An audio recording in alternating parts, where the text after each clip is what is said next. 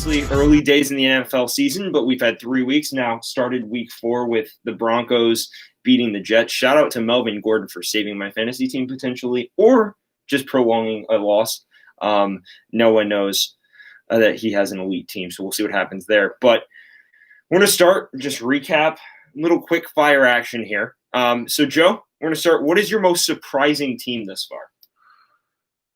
What are we talking about? Good surprising or bad? Let's say good surprising. Good surprising, I'd probably say the Chicago Bears.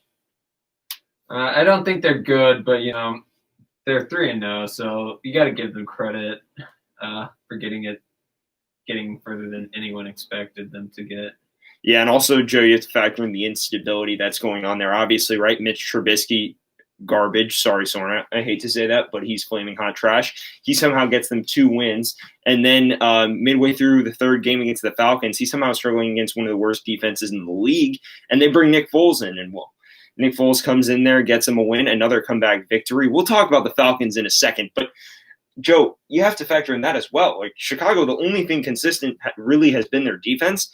And the rest of, the offense has been in flux. The receiving core has been relatively stable. But when you're changing the guy leading your offense and the guy playing under center pretty much on a week-to-week basis, that's obviously a big challenge. So I agree with you. I think the Bears are my surprise as well for the fact that, one, they aren't a good football team, and yet they're 3-0. And two, that they've managed to do this despite having to deal with all of the quarterback controversy and all that, and have to play with Mitch Trubisky for 2.5 weeks. Yeah. Sorry. So Joe's busy marketing the show to everyone right now. It's hard when I'm the only one experienced in this. Yeah, Joe's got all the technological expertise. So anyway, we'll go for the most disappointing team thus far, and I can talk about that one while Joe's finishing up here on the internet. For me, it's clear the most disappointing team has been the Atlanta Falcons. We've talked about the Falcons already, but you blow multiple double-digit leads. You have the Cowboys under control, and you blow a 15-point lead in 2 minutes. That's disgraceful. I have no other words for it. Calvin Ridley's been fantastic for them. Matt Ryan's put in some good performances, and their offenses look great. It's just the defense has been trash, and when push comes to shove, the offense hasn't been able to get it done in the clutch. So these are irrelevant points, and you watch them against the Bears, man, blowing that lead again. You think it's not going to happen again, and it just does. And I don't know how to describe it. They even did a decent job containing Ridley to some extent. But for me, at least, right, you're in the driver's seat in 2 games, and you kind of played the Seahawks tight for a little bit. You drop all 3 of them. People were saying this Falcons team could go anywhere from being really, really trash or a playoff team. Playoffs look out of question right now for me. So, that's an obvious disappointment for me. And, Joe, what are you thinking about for your most disappointing team here? I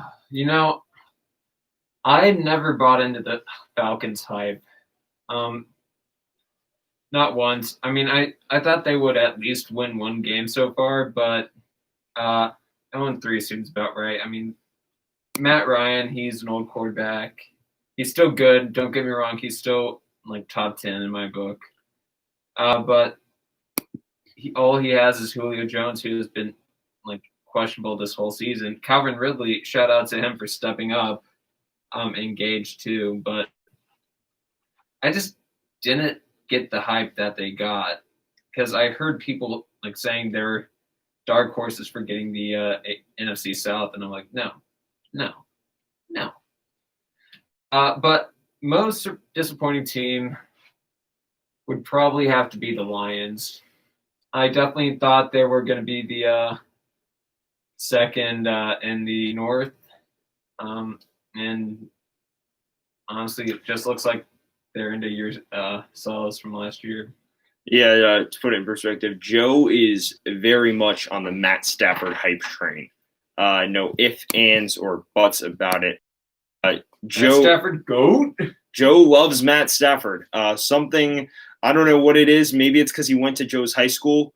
Joe, it sounds like his legacy at your high school is, football-wise, great, but it sounds like what he brought culture-wise to your school maybe wasn't the best. Yeah, we won't go into that one though. Regardless, though, I agree with you, Joe. I think the Lions were literally one play away from beating the Bears.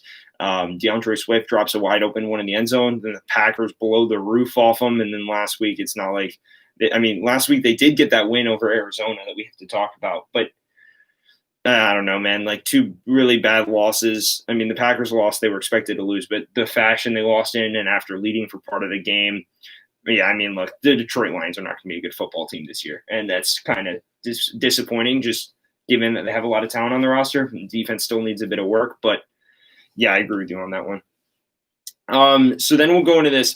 Give me one team you think is better than their record indicates. I have a feeling I know what you're going to answer. And then give me one team that you think is worse than what your record indicates. I'm obviously going to say the Cowboys for the team that is better than their record indicates. They almost beat the Seahawks. It was down to the last second. They could have had a comeback. Sadly, Dak threw a pick in the end zone. Not elite. I mean, you can think that.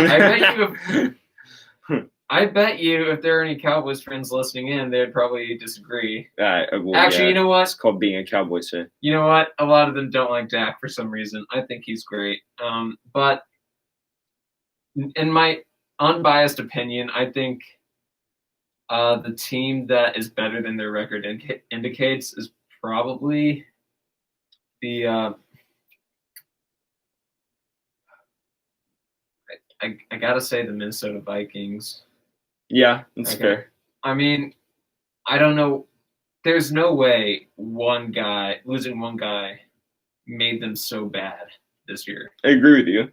Like, you can have your opinions on Kirk Cousins. He's not elite. He's a good system quarterback at the very most. He gets the job done. He got the job done last year. And he still has a great receiver in Thielen, and Justin Jefferson was great last week.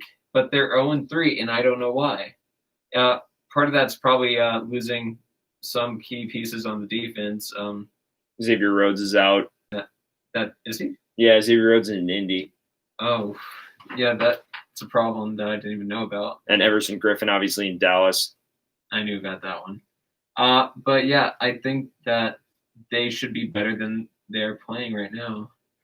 Yeah, I agree with you. I think you bring up a compelling point. Also, they're right there in the Titans game, right? Like they were one touch or 1 point off. I mean, they lost on a last-second field goal by Gostowski, who surprisingly, after the way he started the season, has actually been quite impressive. So I give him mad props for that one.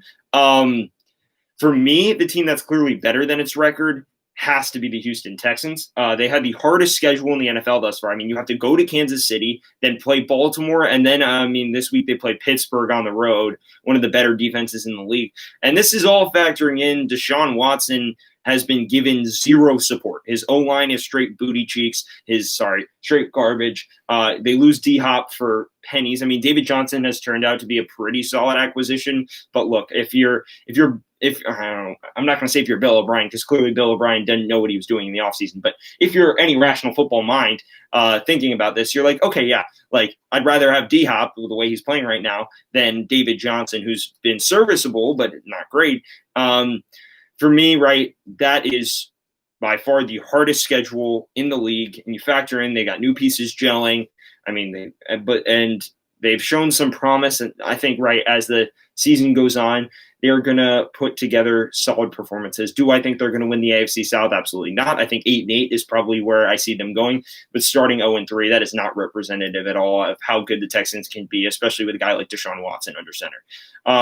Joe, you have a team that's worse than its record. We should stay away from the Bears because obviously that's the obvious one here.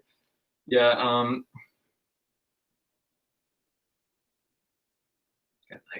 You go. I got to think. Me, it's the San Francisco 49ers. We saw the way they lost to Arizona at a fully healthy capacity. And obviously they got banged up in that game. And then as the last couple games have gone on, they played the Giants and the Jets. I haven't been that impressed with San Francisco. And look, part of this is because of injuries. Like I can't sit here and pretend like that losing Nick Bosa and Solomon Thomas and Raheem Mostert and Deebo Samuel and all of these guys isn't going to have an effect. But for me, I'm sitting back and I'm watching this and I'm like, well, look, they lost to an Arizona team that is pretty solid. Don't get me wrong, but obviously has had its slip ups. And then, of course, they play New York and both New York teams. And both New York teams, as we've seen, are flaming hot garbage once again. No disrespect to either Sam Darnold or Daniel Jones. I think both have spectacular talent. It's just they don't have any support whatsoever. So for me, I'm sitting back and I'm watching this and I'm like, yeah, I mean, the Niners, I just don't think 2-1 is an accurate representation of the personnel they have. And I think when they run into teams like Seattle and LA, they're going to struggle. So for me, San Francisco is a team that, in my opinion, is clearly worse than its record. Joe, what are we thinking? Yeah, I think the New England Patriots. No, I'm just kidding. Yeah. I will say this is gonna, because I'm gonna have a hot take. Yeah, we need to just have a button. Yeah, Joe. Whenever you speak, I'd be hitting the button. So yeah, but I am starting. I have not been that impressed with the Baltimore Ravens. Fair. And I think last week really cemented it for me. I know they played against the Chiefs and they actually have a decent defense for once. But Lamar isn't getting the numbers he was last year. He's nowhere near the MVP status he was at the beginning of the season last year. I mean, I don't see we all knew Lamar was going to digress. I just didn't see it happening so fast, and I hope I'm wrong. But I don't think the Ravens are going to be a good team. I think they can make the playoffs still, but I don't think they're going to do some damage right now from what I've seen. Joe, I actually really like that point. I want to qualify this by saying, I think Lamar Jackson has been up and down, but I think he started the season fine, and I think his numbers weren't necessarily awful against Houston. But, I watched them against Kansas City, and that Kansas City defense actually might be a top 10 defense right now, as crazy as that sounds. Given all of the cap money they've spent on their offense and given all of the talent they have, you'd think it'd be totally unfair for their defense to be this good, but it is. So I want to qualify it with that. But Lamar looked pedestrian. Lamar looked like Bridgewater did against you guys last year. And I'm not going to sit here and criticize Lamar. I think he is the best dual threat quarterback since Michael Vick. No competition whatsoever between those years. But look, there are still questions about his pass accuracy. Yes, a lot of those got alleviated last season, but against Kansas City, I was not impressed at all by him in the pocket or his throwing. Kansas City did a decent job bottling him up and honestly provided a blueprint for the rest of the NFL, unlike any we've really ever seen. I mean, the Chargers gave one in the 2018 playoffs, but obviously didn't really transfer because Lamar became more accurate last season and won MVP. But I don't know, maybe Tennessee exposed something, and now we're watching Kansas City capitalize on it with their elite pass rush, which somehow is elite, and then their secondary, which is more than serviceable, really just bottled it up. And look, I think it's a personnel situation. You need a good defense to be able to deal with Lamar Jackson. The Jacksonville Jaguars aren't going to sit here and stop Lamar. But I do think teams with the right personnel can absolutely keep him bottled up, especially if you have a good pass rush and a solid linebacker core.